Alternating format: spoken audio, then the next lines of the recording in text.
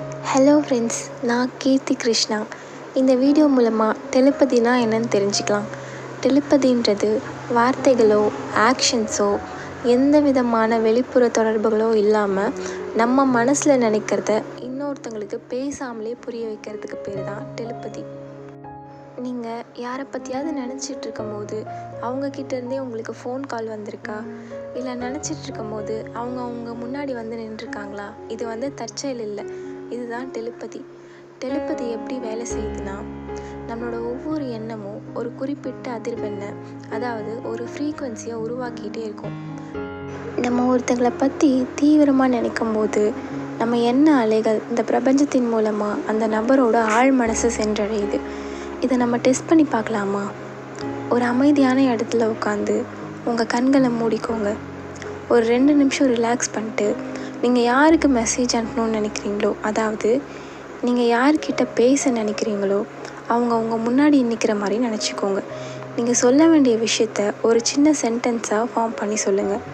எக்ஸாம்பிளுக்கு, அவங்கக்கிட்டேருந்து உங்களுக்கு கால் வரணும் அப்படின்னா அவங்க பேர் கிருஷ்ணான்னு வச்சுப்போம்.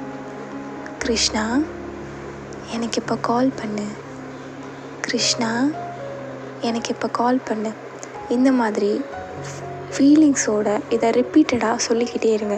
நீங்கள் சொல்கிற விஷயம் அவங்க ஆழ் மனசில் அப்படியே பதியுது அப்படின்னு நினச்சிக்கோங்க. இதில் ஒரு முக்கியமான விஷயம் என்னென்னா, இதில் முழு நம்பிக்கை வேணும்.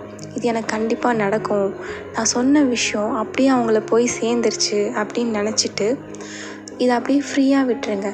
ஃப்ரீயாக விட்டுட்டு உங்கள் வேலையை பார்க்க ஆரம்பிக்கணும்.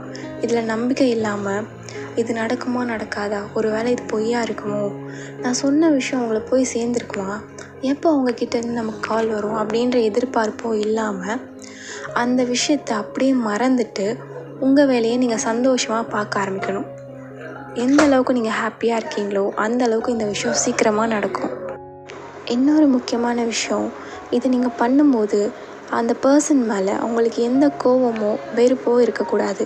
முழுமையான அன்பு மட்டும்தான் இருக்கணும். ஒரு வேளை அவங்க மேலே உங்களுக்கு கோவம் இருக்குது அப்படின்னா நான் சொல்கிற விஷயத்த நீங்கள் ட்ரை பண்ணி பாருங்கள். இது வரைக்கும் அவங்க உங்களுக்கு என்னென்ன நல்ல விஷயங்கள் பண்ணியிருப்பாங்க, எவ்வளோ ஹெல்ப் பண்ணியிருப்பாங்க, எவ்வளோ ஆசையாக அவங்கக்கிட்ட பேசியிருப்பாங்க, அதெல்லாம் நினச்சி அவங்களுக்கு தேங்க் பண்ணுங்கள். இதுக்கு முன்னாடி நடந்த நல்ல விஷயங்களை அப்படியே உங்கள் மனசில் ஓட விடுங்க. ஆமாம்ல, என்கிட்ட அவங்க இந்த மாதிரி பேசினாங்கல்ல, இந்த விஷயம்லாம் எங்களுக்குள்ளே நடந்துச்சுல அப்படின்னு அதை நினச்சி அவங்களுக்கு தேங்க் பண்ணுங்கள். அப்படி நீங்கள் தேங்க் பண்ணும்போது உங்கள் மனசு சந்தோஷத்தால் நிறைஞ்சிருக்கும். அவங்க மேலே இருக்க கோவம்லாம் குறைஞ்சி அவங்க மேலே முழுமையான அன்பு மட்டும்தான் இருக்கும். எப்போ நீங்கள் முழுமையான அன்போடு இந்த விஷயத்த பண்ணுறீங்களோ அந்தளவுக்கு இந்த விஷயம் சீக்கிரமாக அவங்கள போய் சேரும். இப்போ என் லைஃப்பில் நடந்த ஒரு உண்மையான எக்ஸ்பீரியன்ஸை உங்ககிட்ட ஷேர் பண்ணுறேன்.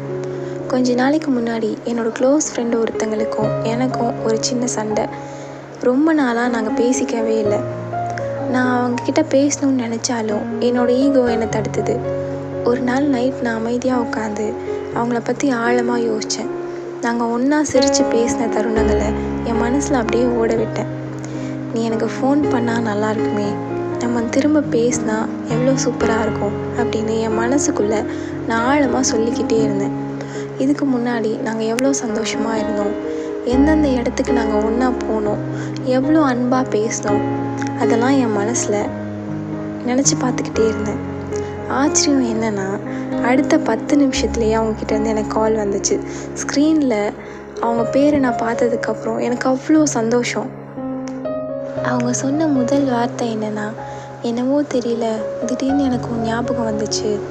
இவ்வளோ நாள் எதுவும் எனக்கு பெருசாக தெரியலை, இப்போ கொஞ்ச நேரமாக என் மைண்டில் ஏதோ ஓடிக்கிட்டே இருந்துச்சு.